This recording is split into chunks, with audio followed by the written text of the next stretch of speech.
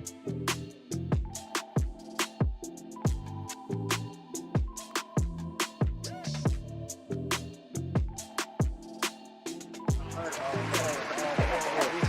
back. No, You smiling real hard. You must have done man, something look, today. I'm telling you, life is good. I can't complain. No doubt. Yeah.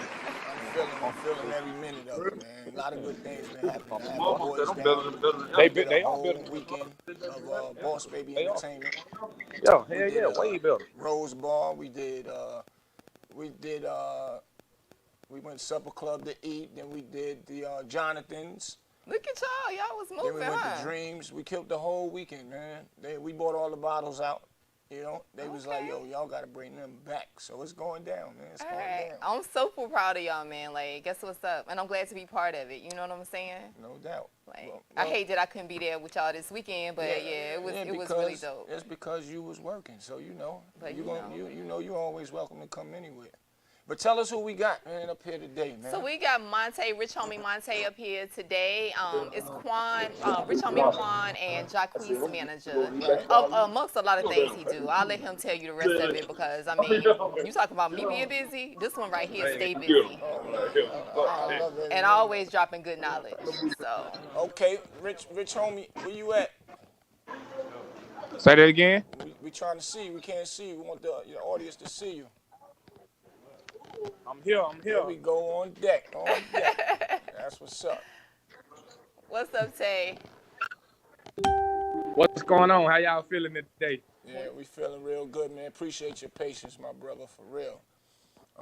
Well, I'm gonna set it off. You know, I heard a lot about you, a lot of good things. You know what I'm saying? And you know, I seen your Instagram. I seen you you speak a lot of truth and a lot of knowledge up there. You know what I'm saying? And I commend brothers such as yourself that do that. So I just want to ask you, what made you get into wanting to give the knowledge to people through your Instagram? Because that's a very powerful tool to utilize that with.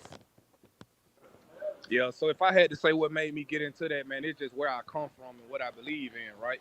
Right. So in life, you have to understand everybody got a calling. So with me, I done did so many different things in my life, from coaching to, you name it, I done did it, you know what I mean? And then I decided a couple of years ago, if I was going to be on Instagram, right, I wanted to be on Instagram doing something, that's a little bit more positive and being able to be myself, because there's so much fakery on there, you know what I'm saying? So that's what I elected, you know what I'm saying? I decided, hey, man, you know what, I'm just going to give it to people raw and uncut, you know what I'm saying? I don't try to clean myself up when I do it. I talk how I talk, and I give it to people from a different perspective, because sometimes that's what we need. Right. You know what I'm saying? If I was getting on there putting my other voice on, people wouldn't really listen to it like that. You know what I'm saying? Right. I feel you. Well, another thing I could say, I see you are real family orientated. I see you with your grandmoms up there. Grandmoms, I can tell she ain't nothing to play with, man, for real. And I love that. I see how y'all don't play about her. Oh yeah. Grandma definitely wasn't there to pray with. R.I.P. to her. R.I.P. Grandma, man. But I love that. I love that about you as well, man. We need more brothers like you out here, man. That's what's gonna make the youth turn into something positive with all this negative going on with our youth. That's right. Yeah, I'm trying to make y'all know y'all connection ain't that clear for me, so I'm trying to make out what you're saying. What I was saying was, we need more brothers out here that's like you, man. So, Grandma did a good job with you. R.I.P. to her. So, we need brothers like you out here that can preach to the youth to, get that negativity out of their system and reach positive. Definitely. Yeah, I couldn't make it out, bro. I couldn't make it out. Now you saying. Jenna, see if you can say what he just said for me. He was just saying that, like, what you doing, what you talking about and everything. Can you hear me? Yeah, you sound a little bit better, but not that much. You know what I'm saying? But you sound a little bit better. Okay, he was just saying that everything you're doing is very positive, and the youth need people like you, need more young men like you to be out here talking to them and letting them know like how to do things. And so he just proud of what you're doing, and he's just telling you to keep up the good work. Keep on speaking your truth and saying what you're saying.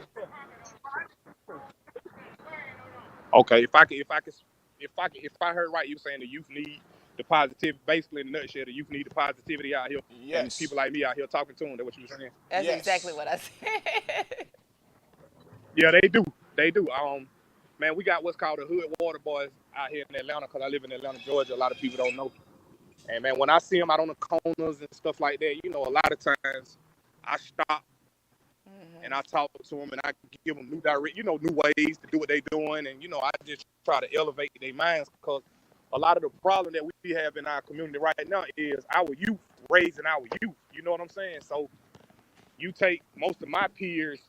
I know my daughter 14 years old. You know what I'm saying? So I'm in my mid 30s, and a lot of these younger boys that 12 and 13, they mama's 25 and 26 years old, and they can't control their kids. You know what I'm saying? So Right. I'm strong on believing that a village raised a child. Like I honestly believe that a village raised a kid, and when you got the village around you, you know what I'm saying, you can achieve a whole lot more. So I believe in giving my time and my energy to the youth. You know what I'm saying? Some of them you can't touch, but I just feel like it's something that you can say to everybody Right. to touch them at a certain particular time.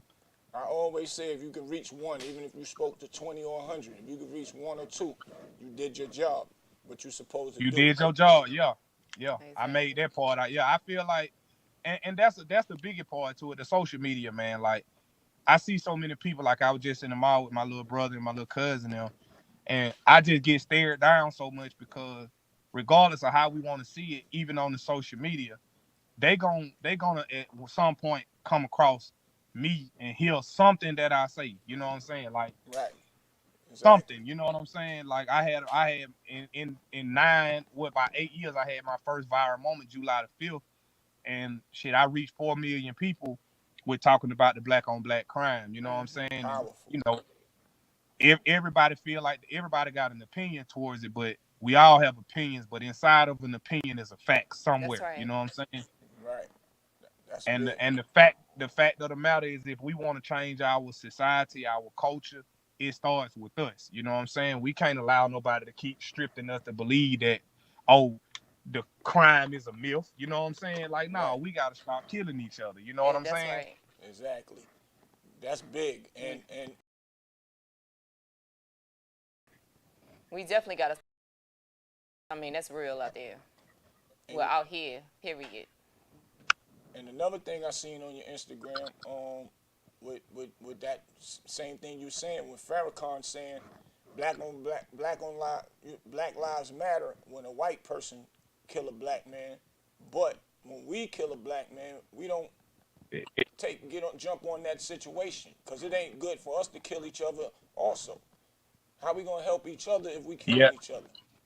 Yeah. Yeah. See, I had been speaking on it for so long, and I never knew, what Minister Louis Farrakhan approach was. So one day somebody sent it to me and was like, bruh, like this is powerful. And it made me feel rejuvenated because I was like, damn, this Farrakhan, you know what I'm saying? Like this is one of the most powerful innovators I know of my generation, my generation, my mom's generation, and many back, you know what I'm saying? So to know that I was speaking on something that I didn't get this from, sometimes we speak on things that we get from people.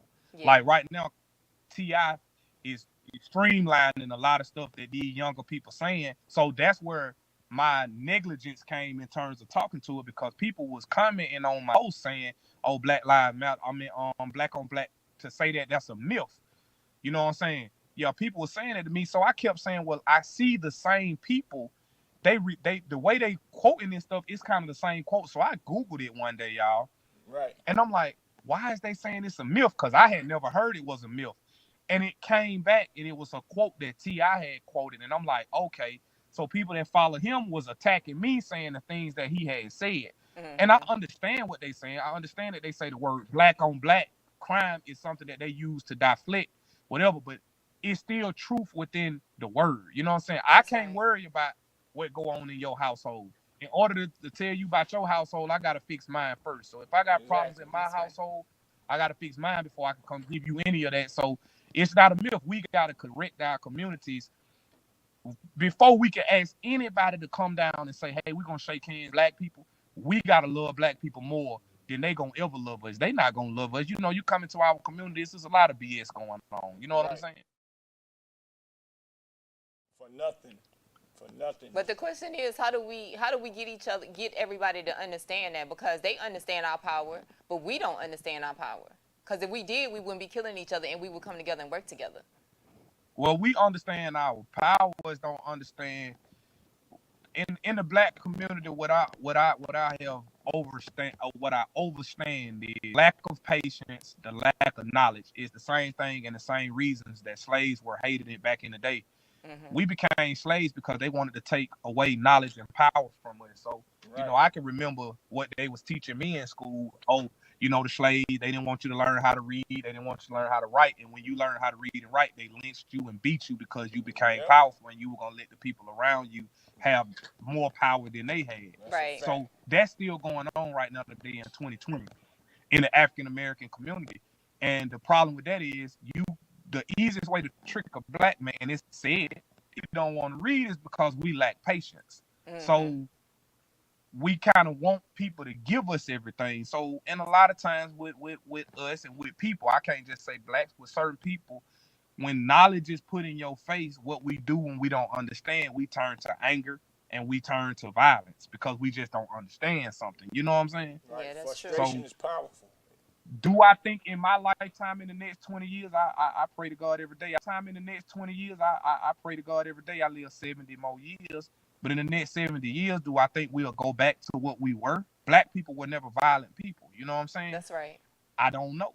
But I think what can happen is if we able to play businesses like the Shade Room, shit like that. If we boycott that type of shit, we'll start taking away a lot of negative shit in our community. Mm-hmm. You know what I'm saying? I don't like that type of stuff. You know what I'm saying? Like Right. You can say I World don't Star follow too. it.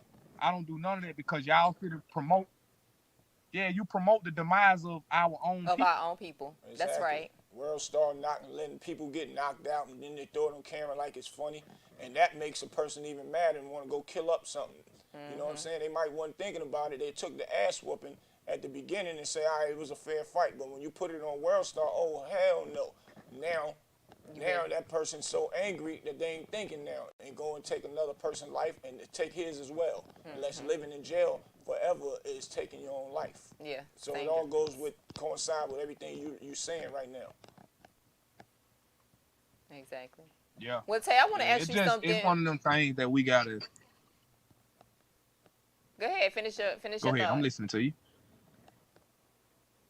No, I was basically just saying that's the part of what I was saying where he just finished that.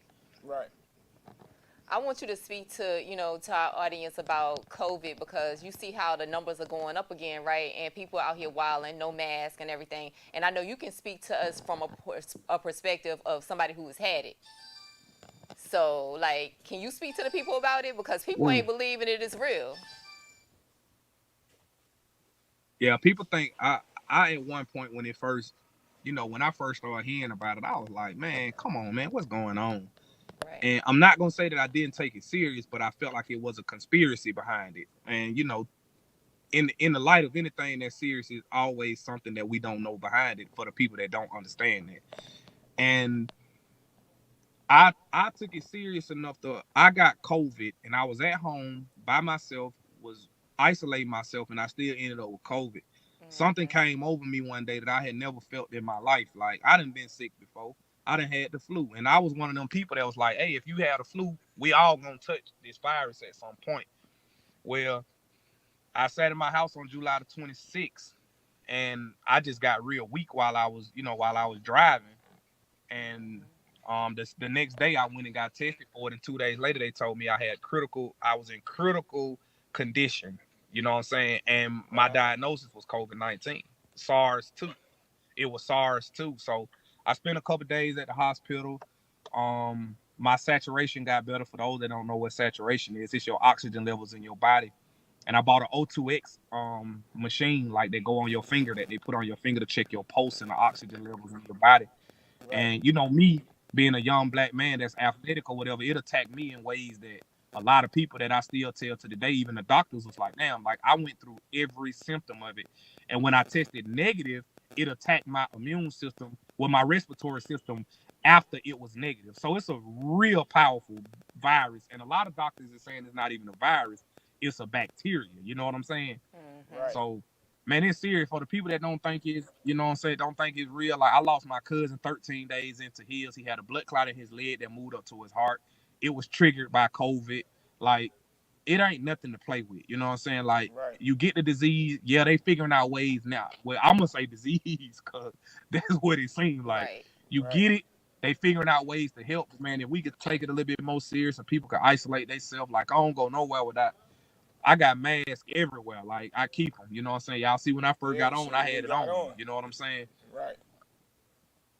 And it's something that we here in Georgia, our governor told us, like, I'm not shutting stuff down no more. This is something that's here to stay. We got to learn how to deal with it. And that's true. But we got to figure out different ways where we can protect each other. You know what I'm saying? Right. Definitely. You definitely a blessing, my brother. That right there is like crazy. But I'm glad you can be an advocate of that as well, because of you went through it, not just talking. You know what I'm saying? So I commend you on that as well. Like when I went through your page, I see your energy, and it's like on 1,000. So I'm like, yo, that's a beautiful thing. And and Jenna, she picked the right person for this interview, because I'm a person that looks into people that speak truth and good things, and about helping and educating. So when I seen this one, I was like, yeah, it's gonna be a good fourth episode for us. So it's an honor to really meet you, and understand your growth and your pain you went through, and turned it into growth still. Yeah. So that's big, for real. Nah, I appreciate it. Like when Jenna asked me to do it, like I ain't gonna never. We had to go through some back and forth to figure out my timing because I be moving around so much. I actually got to go to a listening session now with one of my buddies on Right. it. Just started a label, but I'm always enthused about getting on and being able to spread things. And Instagram just one thing for me. I'm a real powerful person. You know what I'm saying? And I'm not Right. powerful by what I can touch. I'm powerful by my beliefs and what come out my mouth. You know Right. what That's I'm right. saying? And everything that come out my mouth is something that I've been through. It's something that I done lived. And I feel like I can touch people because, we all got a story. And I just recently, about 2 years ago, had to start understanding that because I was one of them people that felt like I'm the only one that been through this. You know what I'm saying? But Right. every human being go through something at some particular point in their life. You know what I'm saying? Like, it's people out here that lost limbs, legs, or all of the above. It's people get Right. shot every day. I done been shot. I used to feel like, man. But it's people that go through it. People lose their lives. They ain't got the story to tell no more. But I do believe in the afterlife, and I do Right. believe that we all done been here before. That's how the world keeps cycling and standing on this pivot. So Right. and whenever somebody asks me to speak, I speak. You know what I'm saying? Like I talk. And I'm always oblivious to be able to get the opportunity to speak on anybody's platform. I don't turn down many, man. Nothing is too small, nothing is too big for me. You know what I'm saying? That's big. That's what's up. And another quick question. I see you look like you into the cars and building motors and all that stuff. Did I see that correct? Yeah. I'm a car enthusiast, man. Like I've been messing with cars all my life, so Right. I'm one of them people that take $20,000-$30,000 and put it in a motor. No doubt. Yeah, shoot. The kids can learn a lot about that too. Keep them busy. Keep them doing something that's positive. And Yeah, that 30,000. it's not many African Americans that know how to do it. Right. Yeah, it's not Exactly. many African Americans that know how to build motors and get into the engineering of cars. Like I could build a whole car from scratch. Right. That's big. That is. That's big.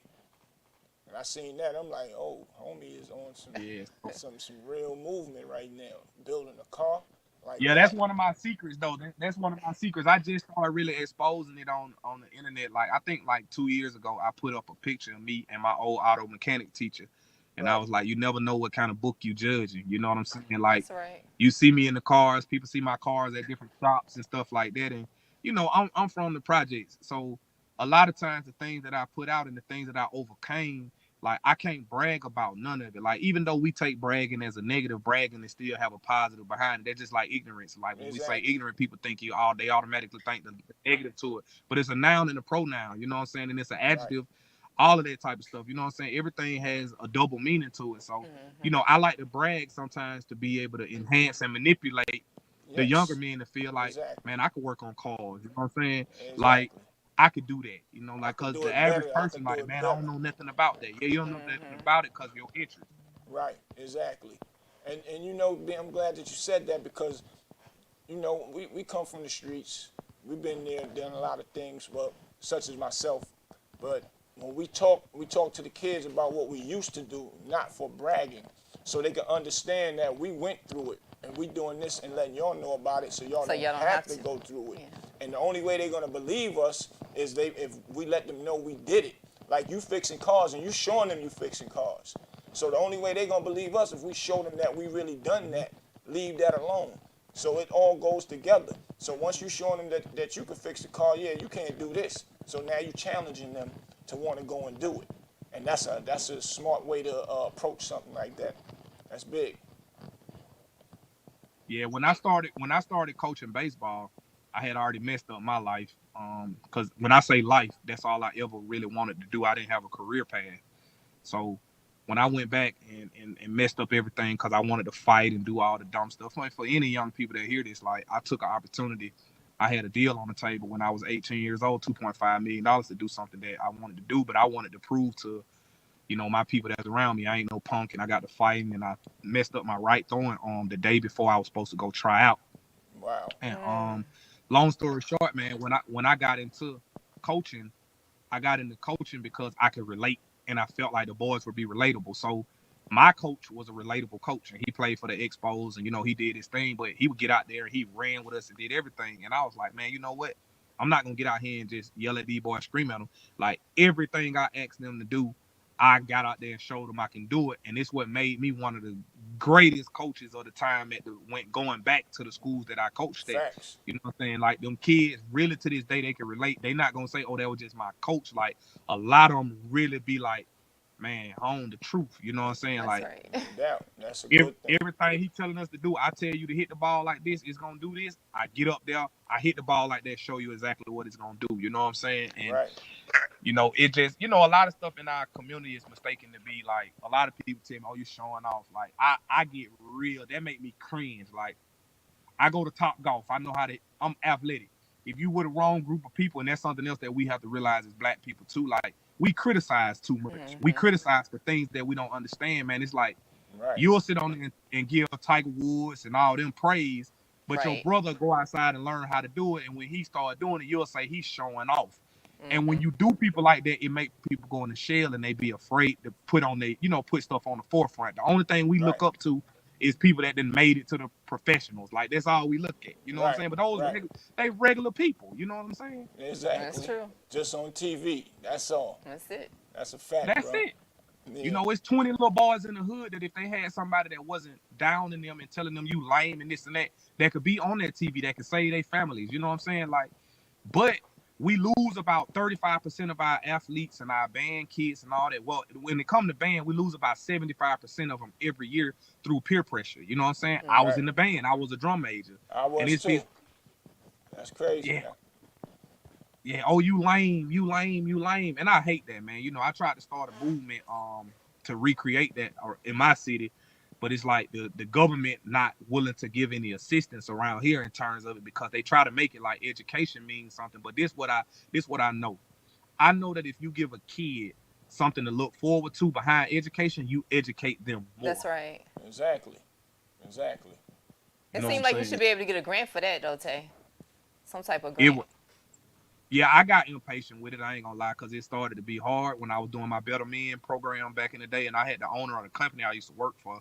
He was gonna donate like $500,000, and then the music kicked off, and then I end up getting hurt, and then they end up giving me a FMLA leave of absence, and I didn't have no more faith in the man at that point because I was like, and he didn't know nothing about it, but it was hard because I want all the schools to be like they was. Like Drumline was about my school in Southwest DeKalb. That's what the reason the movie was made. It's a culture thing. Like band is a cultural thing. Definitely. Like that's Definitely black is. heritage. Yes. You know what I'm saying? Mm-hmm. It is. Facts. So, we the king of the halftime show. Like people didn't come when I was like people didn't come to watch the football game when I was in it. Like I got videotapes I can show people. 300 people screaming Monte. Right. No doubt. Like I went to the Macy's Day Parade. God's still working with you. You know what I'm saying? Which is a beautiful thing. That's right. And another question: how did you get into management? You managed Rich Homie Quan and you managed Jacques. Definitely. How did you? I got into management by default, if I must say. And a lot of people, you know what I'm saying. I'm glad you asked me that question. And I'm gonna take the time out to explain it. Quan was one of my baseball kids that I'm telling you when I started coaching. So in 2004, 2003, I went to the park, Gresham Park here in Atlanta, and I used to talk to his mom and stuff because he could play. And she was talking about sending him to another school because his brother went to a school closer to, where they were from. Right. And Quan's grandma lived in the area of the school. So, I begged his mama, like, bring him up there with me. I got him. Well, she brought him there. He was real shy. He was real timid. I didn't know nothing about music when it came to him. Like I say, I always wanted a little brother. My little brother was detached. We got the same dad, different moms. So we didn't get in each other's life till we was 18 years old, but he was real detached from me. Right. So I always felt like I wanted to have like this little brother. So Quan became my little brother, through my mentorship program and stuff like that he didn't even know I had at that time because I didn't want to scare him away. And he took to me real well. And a lot of people used to say we looked alike. So, his junior year, he started slacking, started smoking, doing stuff like that. And I went to him one day and I was like, man, you need to be on the field. What you doing? And he was like, man, I'll be out there tomorrow. The next day he wasn't there. The next day he came out there and I could just tell someone right with him. So the next day I called him, 3 days period, I called him at the top waiting on the ride. And I was like, what you doing? And he was like, man, I've been rapping. He was talking real fast. I'm like, rapping? And I ain't gonna lie, I tell the world this. I was like, man, damn, I got mad. Like, you rapping? Like, man, come on, man. Like, everybody want to do that. And at that point, I told him, I was like, look, man, whatever you want to do, I'm behind you. So after he graduated, his mom called me because he had been at this studio and dudes had got shot at the studio. And she was like, hey, can you find him somewhere else to record? So me personally, I went out and bought a Lexicon Pro with Cubase on it. I learned how to engineer him. He taught me how to do certain stuff, and we would sit at my apartment in the Madison at Waterford was the name of the apartments, and I turned my pantry in the kitchen to the booth. Wow. And we would sit there and just record, and he made magic there. And a year later, probably a couple months later, he got arrested. You know what I'm saying? A lot of people hear that story. And he did 15 months in the county jail. And when he got out, we met Teaser, which was our old CEO. And Teaser had a studio and put the money behind him. And at that point, a lot of people don't know this, and I tell people, I give everybody something different about me. I went to Phoenix University online to try to take up classes because I didn't want to be able to mislead him when I knew that it was serious. Like, man, let me stay here. And I couldn't take it no more because the stuff that I was learning, my uncle was Al. He was one of the people that helped with Uncle Luke back in the day. Like, my uncle used to hang with them. It's my uncle-in-law. He used to hang with them back in the day. So I had been around music, you know what I'm saying, and been around certain stuff. So I always had attorneys and stuff I could ask questions. So me personally, I tell the world, anything you get into, if you learn how to have patience brings perseverance. So when I got in it, I was just like, if I didn't know something, I'm this type of person like a spelling bee. I ask you to explain to me what you're talking about. Right. And once you explain it to me, I started breaking stuff down. And then I went and learned how to read contracts. That's what 90% of people don't know how to do. Right. And I learned how to read contracts. And once I learned how to read contracts, I became one of the best negotiators ever. Me and Quan Daddy, like Corey, we some of the best I heard his father run with him a lot. One of my friends used to do security for him. You ever knew Shelton? You say what, bro? One of my friends used to do security for him when y'all was running when he had his first. Who you talking about, Shell? Shell, yeah. Oh, that was my man. Like, Shell could tell you a lot about me. Yeah, that's my family. He from Harlem. I'm from Harlem, no doubt. That's big. Yeah. Shell was with us for a long time, man. I see him sometime. He was out there with the Migos, and he was with Gucci at one point. Yeah. He make his moves, and he try to stay humble, and all that. He a real humble dude, brother. I love him to death. You know what I'm saying? We had our differences. Me and him, we did have some differences at the end. Right. But that's the biggest part about life that I talk about with black people. Like, and I can speak on it even with Shell. Like, he did some things that was like, man, I can't believe he did that. He hurt me. I ain't gonna lie, he hurt me. Right. But to this day, I learned how to just forgive. You know what I'm saying? Right. Like, matter of fact, let me say move on, because I don't believe in forgiveness, because forgiveness is a word that we use to streamline, because it's hard to say I'm gonna forgive you for something that I never forget. Right. No Like, doubt. I feel you. That's I real. feel you. you know, if I'm gonna continue to always I dwell on stuff. So if I ain't gonna be able to forget it, I can't forgive. Right. That's That's a right. fact. That's big. You just taught me something new. That's how I feel. Though. I don't know about forgiving certain people, but I can just move forward. That's good. Yeah, we could just move on. We can move on, and Right. saying I forgive you is something that we put on the Lord. Like we say, oh, God is forgiving or whatever, whatever. But you Right. know, when it's time to enter them gates, like some people be denied if you have to ask Right. me. You know what I'm saying? Exactly. So how did you meet Jacques? I did work with Jacques as well. Do you remember Music Moguls? Yeah, I met Jacques when we started dealing with TIG back in 2011. We started Okay. dealing with Fly. 2011, 2012, and Yeah. Fly was managing Jacques at the time. Right. And me and Fly was real close to the point where we used to talk damn near every other night. And you know, he was having little problems with the kid at the time. He was getting tattoos, and Fly didn't want to mess his image up. But I was like, I told you, when I say powerful, I was one of them people that he listened to. Like, he really used to listen to me. Right. And that's Fly I'm talking about. And that situation flourished with them. We got Quan to be on the roller coaster song back then, and you know, we would just see Jacques in passing. You know what I'm saying? Right. And you know, we had made it, so you know, he probably looked up to us a little bit. So in 2014, him and Fly's time had expired, and he was looking for a new home. And he called me that night, because Queer Aries, he one of them, he just gonna call and get multiple opinions. Right. And he called me first and asked me a little random question. Then he hung up the phone. He called Corey, and he called my buddy with Street Execs. And within like 30 minutes, he had called all of us. So he started a chain of like, hey, what's going on with Quee? And it was like a lottery pick. Right. And Corey called me and was like, bro, this kid Jacques called me, man. What you think? I was like, shit, I'm ready to work with him. You know what I'm saying? Right. Because I like to use the terminology like when people say having a plug. I was the plug at the time. You know what I'm saying? Like, I was the plug in the retail. I was the plug in the streets. I was Right. the car plug. I was the plug. I had that powerful cell phone. Right. And I mean myself. we next thing you know, bro, we worked it out with him. We talked to him. We made him sign to our management company, Linwood Agency at the time. Right. Corey ended up being hospitalized for being shot. A lot of people know about that. Right. And I was kind of running it with our accountant at the time. His name was Cy, and we signed him. He wanted to be with Rich Gang real bad. Of course, a lot of people know we was right hands with Bird. Like, we was right there with him. Like, call him. I could text him. Corey could call him. Right. And we took him to one. And on our face, Bird was like, I ain't never dealt with R&B, but just because of y'all, I'm a rock with the kid. Right. And within that year, man, shit, we made 6 figures that first year. You know what I'm saying? And we took, you know, I didn't make Jacques.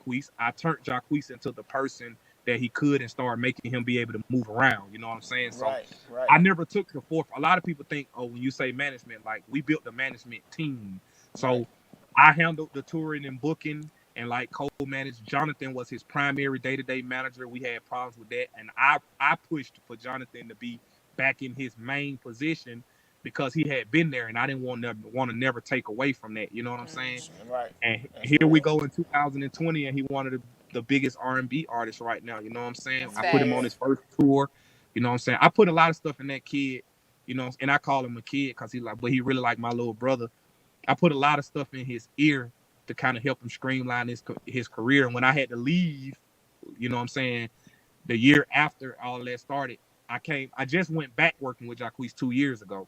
Right. I left for 2 years, went back because it was just hard, you know. And these artists, man, you know, a lot of them don't like to hear it, but a lot of artists turn their backs on the people that started with them, man. And it Yes. be, you know, it be kind of hard dealing with it. So, you know, it's hard for me to deal with it right now to this day, because, you know, if I helped y'all put your platform together, and you know your mics won't work without me, and then you go out here and you say you start making money off of it, and you start saying, oh, I don't need you no more. Well, when you Right. call me to fix that microphone, I'm gonna be like, fuck you. Right. Right. Exactly. Exactly. You I know what mean, I'm saying? And that's what a lot of people don't realize. With anything in business, man, you got to have a whole lot of loyalty. So that's my story with the 2 artists that I manage 3 of them right now. You know what I'm saying? okay. Who's the third one, Ante? Danny B. I got Danny B out of Pine Bluff, Arkansas. Okay. Hmm. So let me That's my, ask you something to tell people that's like really trying to get in the game, because the music industry has changed so much. Like, what would you tell up and coming artists like now? What would be your advice? my advice to anybody getting in the game is, perseverance is a word that I use. You got to have perseverance. You got to have patience, and you got to believe in yourself more than anybody gonna ever believe in you. Be steadfast. Be coachable. Most artists not coachable. Most artists are, and I'm telling you this because I know this. Um, Most artists that have that it factor, because Mm-hmm. that's real. Most artists that have it, they don't want to listen to nobody that come around them. So when you trying to get in a position of power, because that's what it is right now. The music industry is our the black community government, like real Right. talk. You know what I'm Yes. saying? So when you get in a position to where you want to go and you want to get into it, like I tell everybody this: have a backup plan. Let music have three backup plans. Let music be number three, but let it be number one. If you understand what I'm saying, Mm-hmm. focus on it, but live your life doing something else and put the time and the energy into that. That way you know how to multitask and be able to do things if it ever take off for you. A lot of these artists get in the game, and I can use Quan for instance. Quan is an artist. That's all he ever really done at this point. He went from playing baseball to being an artist. You know what I'm Mm-hmm. Right. saying? So and you just got to be able to listen, and you got to be able to listening is the biggest part, man.